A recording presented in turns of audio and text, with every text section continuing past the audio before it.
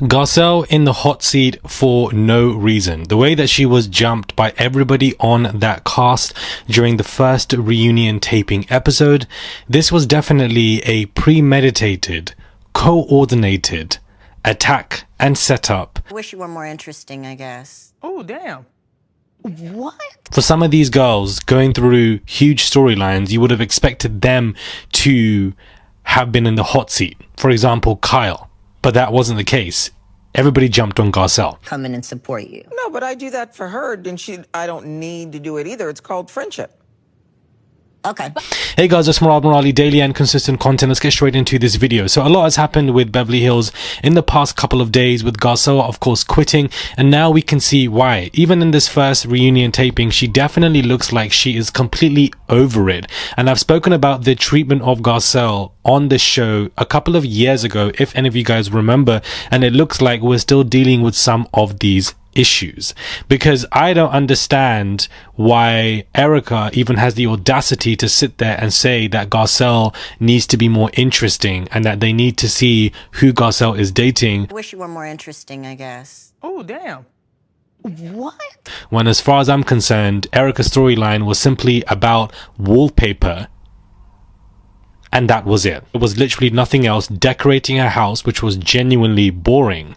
And I'm so sorry, but you chose to marry a man who was stealing from widows and orphans. So if you had to go through something that even made your storyline slightly more interesting, outside of that not really serving anything, then that's on you and your corrupt husband. That doesn't make Garcelle less interesting because you and your background and your people and who you married are more corrupt. And I'm so sorry, but you chose to marry a man who was stealing from widows and orphans. So if you had to go through something that even made your storyline slightly more interesting, outside of that not really serving anything, then that's on you and your corrupt husband. That doesn't make Garcelle less interesting because you and your background and your people and who you married are more corrupt.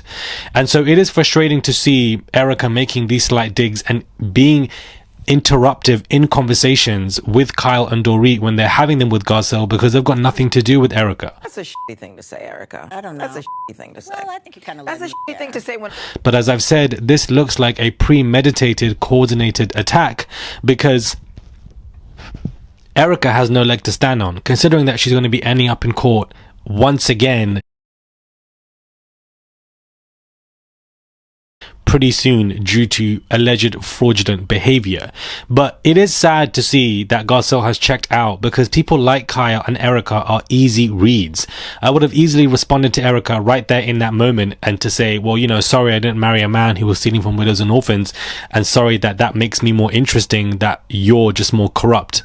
And let's talk about who you're dating, because as far as I'm concerned, this Las Vegas residency that she was doing that nobody was buying tickets to clearly was done via somebody that she was apparently seeing. So there's so much to say with Erika. It's so easy to wipe her down, but you know, Garcelle seems to be checked out, and it is frustrating to see. Now, the one part where Garcelle was wrong was when, you know, she was publicly saying that she felt like the Dorit kidnapping situation was a setup. Even if you feel that, I think it's very difficult to say that and not get dragged without having anything to back it up for you. And I honestly feel like it also was a setup. And, you know, I feel like, you know, they were drowning in loans, insurance companies, etc. And this type of robbery situation definitely kind of helped. I don't think that it was genuine or real personally. And I feel like a lot of people online also feel like that. So for Dorit to say 4 people on Twitter, it is inaccurate, because it's the majority of people who definitely think that. But it's hard for you to say that without getting dragged if you don't have anything to back it up. It's a very, you know, it's a statement that you keep within the house, not really outside for the streets, if that makes any sense. It is disappointing to see Bose in the way that she's acting with Garcelle. And what I mean by that is her friendship with Dorit has become an alliance. I think that's why I gravitated so much towards Bose, because she was so real. I didn't feel I had to question it, ever.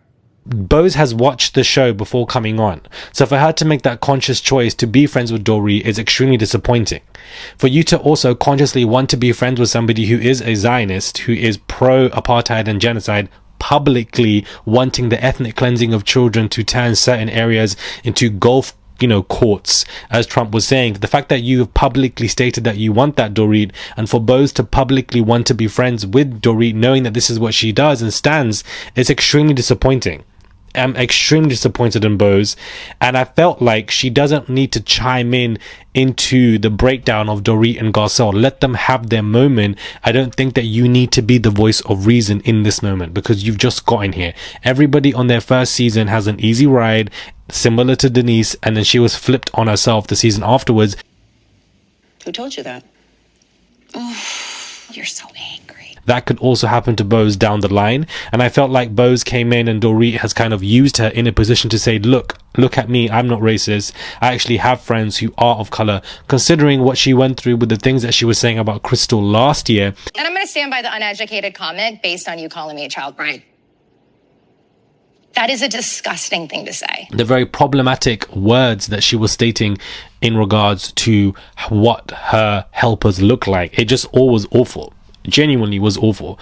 I don't think that Dorit is really showing much of her reality, and her friendship with Kyle and the breakdown of that has been very boring. But all three of them, Erika, Kyle, Dorit, all jumped on Garcelle, made her into the hot seat, and I don't understand why. And where was Sutton?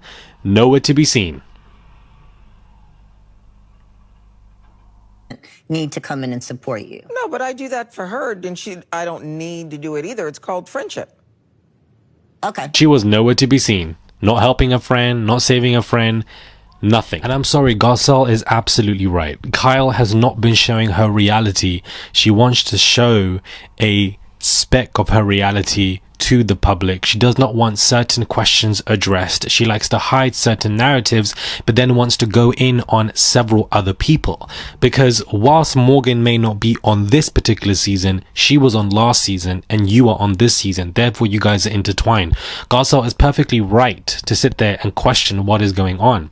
For Kyle to sit there and use Morgan as a comparison to Garcelle's kid and how Garcelle's kid should be off limits, when both Kyle and Dorit were publicly laughing at Erika dragging her child. Erika said to Garcelle's son, the 14-year-old, to go off, but it is funny. I think it's great that she did that. Is disgusting of a comparison to bring in.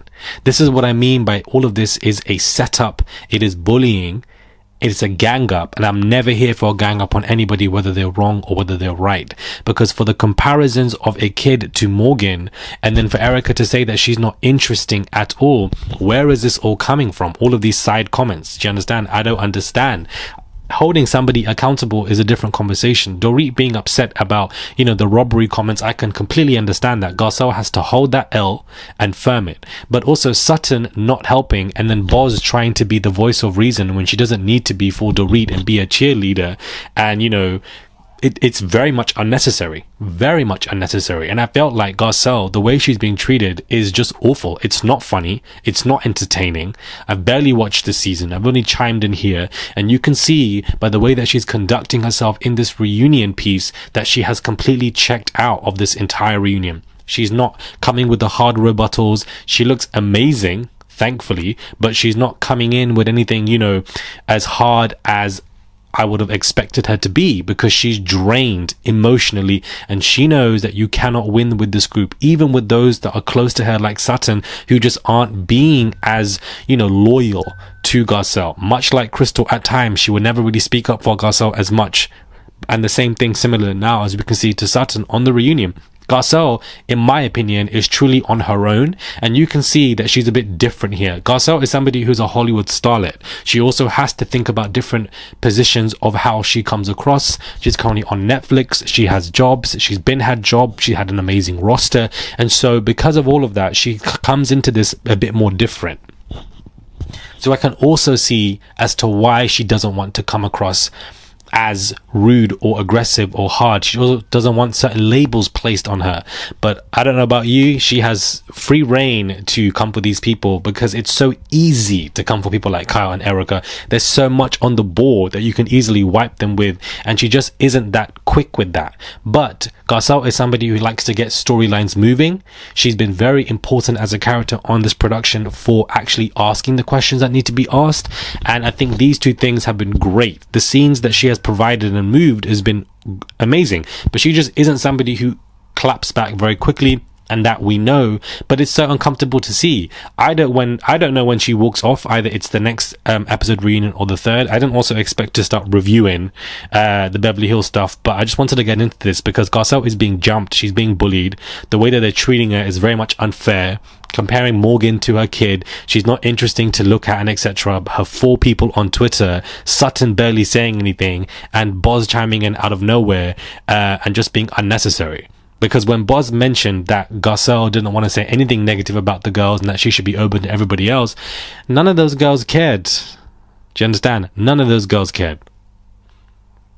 None of those girls cared about what Garcelle was doing then and how friendly she was being then to people that she has no alliances to.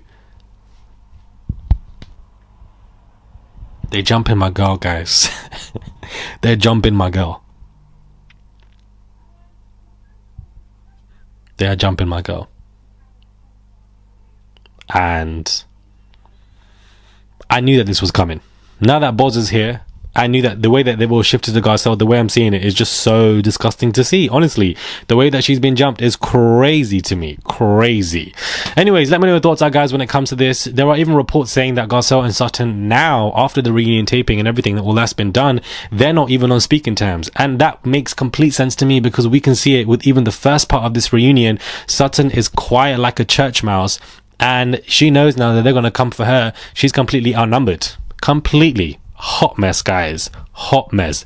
The Fox 4-5 or whatever the hell you want to call it, these girls, they've been waiting to come at Garcelle, and they've now got her on a silver platter. But she doesn't need housewives. The housewives need her. She's currently on plenty of shows as of right now, booked and busy.